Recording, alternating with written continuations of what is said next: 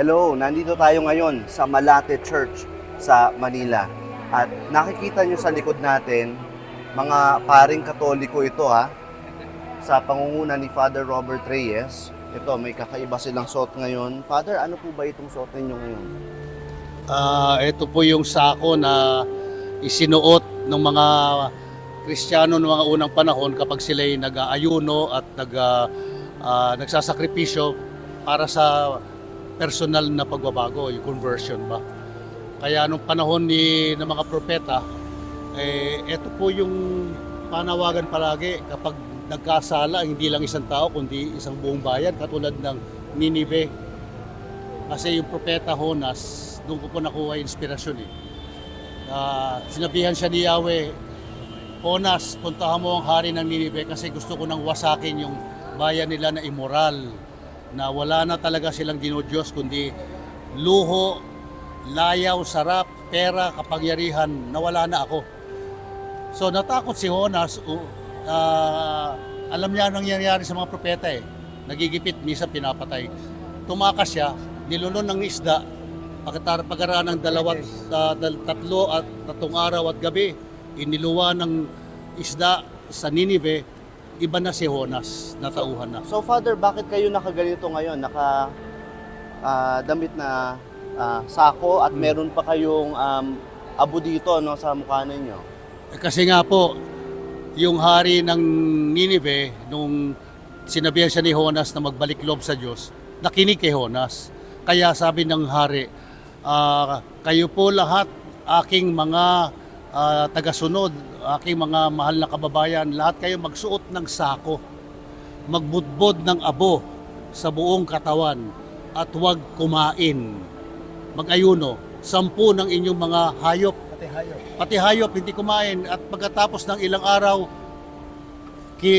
kinalugdan ng Diyos yung kanilang pagbalik loob sa Kanya, hindi niya winasak ang Ninive. So sa bansa natin ngayon, anong kahalagahan po nitong ginagawa ninyo Ang ngayon? tawag ko sa Pilipinas ay ang bagong Ninive.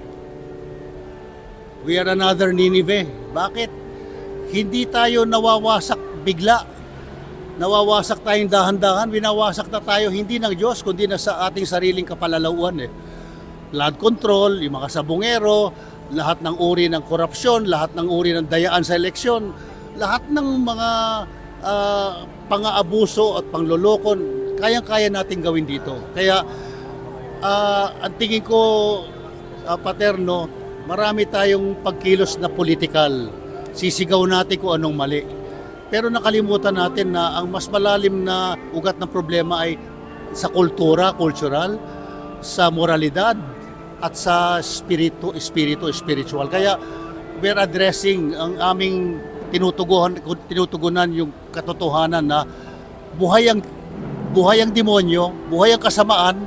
Ang daming institusyon ay para bang hawak na ng kasamaan. Kaya kailangan itong pag-aayuno at pagsusuot ng sako. So Father, lahat ito, yung mga nasa likod natin, may mga nagdadamit din ng sako dito, no? Taga saang grupo po itong mga kasama Iba-iba, po ninyo may dito? mga taga Laguna at Quezon at mga taga Maynila. Oo, mga pari po ba lahat? Madre? Hindi po, 4 ang pare. At saka mga evangelical. May Muslim pa. Oo. May Muslim. Oo. Sige po, Father. So, anong panawagan nyo ngayon sa mga kababayan natin? Una-una sa mga senador na drenable ang impeachment, hindi naman po basketball game to, but yung drenable po yung isang constitutional requirement na pwede talaga na impeach ang isang opisyal na merong mga ginawa. Sa mga taga-Korte Suprema, bakit nyo po kinontradict ang Constitution? Kayo pa ang nag-contradict. Sasabihin nyo unconstitutional yung ayon sa Constitution. At lahat ng mga mamamayan na nanonood lamang, wag po kayong manood. Samahan nyo kami sa pag-ayuno, pagsuot ng sako, at pagbabalik loob sa Diyos, kasi yun po ang nangyari sa buong bansa. Mga namumunong lumayo sa Diyos at sumamba na sa mga hindi Diyos at mga Diyos-Diyosan.